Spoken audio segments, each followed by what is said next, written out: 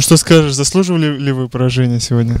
Ну, игра была упорная, поэтому могло в обе стороны повернуться. Наиболее, наверное, справедливым итогом с нового времени была бы ничья, но пропустили, не досмотрели, поэтому нельзя сказать, что это сильно закономерно, но нельзя сказать, что мы выигрывали, поэтому в пределах нормы.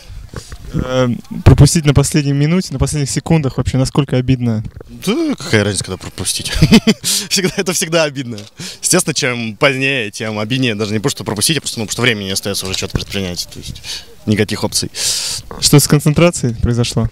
Ну, как-то да, уже потихоньку мотивация падает, и не только у нашей команды, но и у других. Тяжело собрать состав оптимальный, то есть, ну, люди отдают приоритет другим вещам, когда уже такая стадия турнира начинается. Поэтому, конечно, нельзя сказать, что мы были сегодня в оптимальном составе, но я думаю, это как бы проблема многих команд, а не только нашей, поэтому ни в коем случае не может служить каким-то оправданием или чем-то вроде этого.